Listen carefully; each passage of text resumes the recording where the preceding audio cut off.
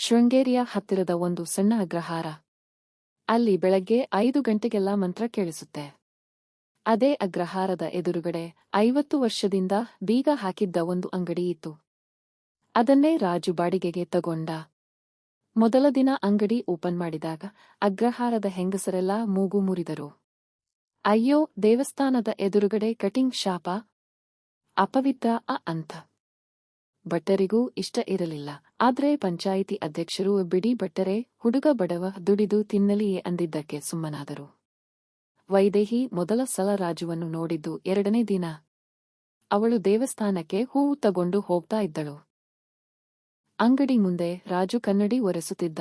ಅವನ ಕೈಯಲ್ಲಿ ಟ್ಯಾಟೂ ಇತ್ತು. ಅಮ್ಮ. ಅವನ ಅಂಗಿ ತೋಳು ಮಡಿಸಿದ್ದ, ಕೈಯಲ್ಲಿ ಕತ್ತರಿ ತಿರುಗಿಸುತ್ತಿದ್ದ.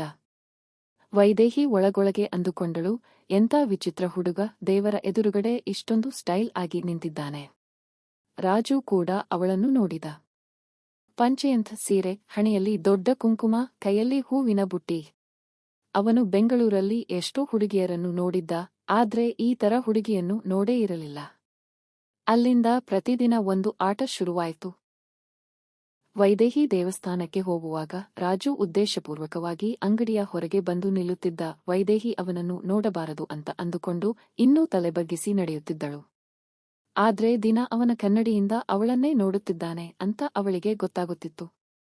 ಟ್ವಿಸ್ಟ್. ಮೊದಲ ಮಾತು. ಒಂದು ದಿನ ಭಟ್ಟರಿಗೆ ಜ್ವರ ಬಂತು.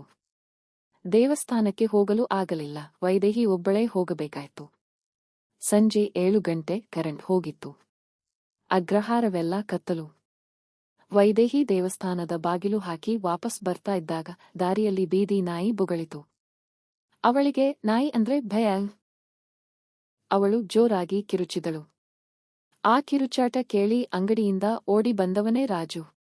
ಅವನು ಟಾರ್ಚ್ ಹಿಡಿದು, ಏನಾಯ್ತು ಮೇಡಂ ಅಂದ. ವೈದೇಹಿ ಅಳುತ್ತಾ, ನಾಯಿಯ ಅಂದಳು. ರಾಜು ನಾಯಿಯನ್ನು ಓಡಿಸಿ, ಬನ್ನಿ, ನಾನು ಮನೆವರೆಗೆ ಬಿಟ್ಟು ಬರ್ತೀನಿ ಅಂದ. ಅಗ್ರಹಾರದ ಮಧ್ಯದಲ್ಲಿ ಒಬ್ಬ ಭಟ್ಟರ ಮಗಳು ಒಬ್ಬ ಕಟಿಂಗ್ ಶಾಪ್ ಹುಡುಗನ ಜೊತೆ ನಡೆದುಕೊಂಡು ಹೋಗುತ್ತಿದ್ದಾಳೆ. ಇದನ್ನು ನೋಡಿದ್ದು ಒಬ್ಬಳೇ ಪಕ್ಕದ ಮನೆಯ ಸಾವಿತ್ರಿ ಅತ್ತೆ. ಅವಳು ಮನೆಗೆ ಹೋಗಿ ಇಡೀ ಅಗ್ರಹಾರಕ್ಕೆ ಸುದ್ದಿ ಹಬ್ಬಿಸಿದಳು. ಮರುದಿನ ಬೆಳಿಗ್ಗೆ ರಾಘವ ಭಟ್ಟರು ರಾಜು ಅಂಗಡಿಗೆ ಬಂದರು. ಭಟ್ಟರು ಕೋಪದಿಂದ, ಏನಯ್ಯ, ನನ್ನ ಮಗಳ ಹಿಂದೆ ಬೀಳ್ತಿದ್ದೀಯಾ ಅಂತೆ. ರಾಜು ಕೈ ಮುಗಿದು, ಇಲ್ಲ ಸ್ವಾಮಿ, ನಾನು ನಾಯಿ ಬೊಗಳಿದ್ದಕ್ಕೆ ಸಹಾಯ ಮಾಡಿದೆ ಅಷ್ಟೇ. ಭಟ್ಟರು, ನೋಡು, ನೀನು ಬೇರೆ, ನಾವು ಬೇರೆ. ನಿನ್ನ ಅಂಗಡಿ ಇಲ್ಲಿರಲಿ, ಆದ್ರೆ ನನ್ನ ಮಗಳ ವಿಷಯಕ್ಕೆ ಬರಬೇಡ ಅಂತ ಎಚ್ಚರಿಕೆ ಕೊಟ್ಟು ಹೋದರು. ಆ ದಿನ ರಾತ್ರಿ ವೈದೇಹಿಗೆ ಮೊದಲ ಬಾರಿಗೆ ನಿದ್ದೆ ಬರಲಿಲ್ಲ. ಯಾಕೆಂದರೆ ಇಲ್ಲಿಯವರೆಗೆ ಅವಳಿಗಾಗಿ ಯಾರೂ ಆ ರೀತಿ ಓಡಿ ಬಂದಿರಲಿಲ್ಲ. ಅಪ್ಪ ಅಮ್ಮ ಯಾವಾಗಲೂ ಮಡಿ ಆಚಾರನ ಅಂತ ಹೇಳ್ತಿದ್ರು. ಆದ್ರೆ ಆ ಹುಡುಗ ಏನಾಯ್ತು ಮೇಡಂ ಅಂತ ಕೇಳಿದಾಗ ಇದ್ದ ಕಾಳಜಿ. ಕ್ಲೈಮ್ಯಾಕ್ಸ್. 3 ದಿನದ ನಂತರ ವೈದೇಹಿಯ ಹುಟ್ಟುಹಬ್ಬ. ಭಟ್ಟರು ದೇವಸ್ಥಾನದಲ್ಲಿ ಪೂಜೆ ಮಾಡಿಸಿದರು. ವೈದೇಹಿ ದೇವಸ್ಥಾನದಿಂದ ಪ್ರಸಾದ ತಗೊಂಡು ಬರ್ತಾ ಇದ್ದಾಗ ಅವಳ ದಾರಿಯಲ್ಲಿ ಒಂದು ಸಣ್ಣ ಕಾಗದ ಬಿದ್ದಿತ್ತು. ಅದರಲ್ಲಿ ಬರೆದಿತ್ತು, ನಿಮ್ಮನ್ನು ನೋಡಿದಾಗಲೆಲ್ಲ ನನ್ನ ಕತ್ತರಿ ಕೈಯಿಂದ ಜಾರುತ್ತೆ. ರಾಜು. ವೈದೇಹಿ ಗಾಬರಿಯಿಂದ ಸುತ್ತ ನೋಡಿದಳು. ರಾಜು ಅಂಗಡಿಯ ಕನ್ನಡಿಯ ಹಿಂದಿನಿಂದ ನೋಡುತ್ತಿದ್ದ.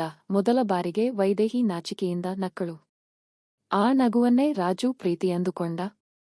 ಆದ್ರೆ ಅದೇ ಸಮಯಕ್ಕೆ ಬೆಂಗಳೂರಿನಿಂದ ಒಂದು ಕಾರು ಅಗ್ರಹಾರಕ್ಕೆ ಬಂತು. ಅದರಲ್ಲಿ ಇದ್ದವರು ಭಟ್ಟರು ವೈದೇಹಿಗಾಗಿ ನೋಡಿದ್ದ ಅರ್ಚಕ ಹುಡುಗ ಮತ್ತು ಅವನ ಕುಟುಂಬ. ಅವರು ವೈದೇಹಿಯನ್ನು ನೋಡಲು ಬಂದಿದ್ದರು. ಕಾರಿನಿಂದ ಇಳಿದ ಹುಡುಗ ವೈದೇಹಿ ಕೈಯಲ್ಲಿದ್ದ ಚೀಟಿಯನ್ನು ನೋಡಿಬಿಟ್ಟ.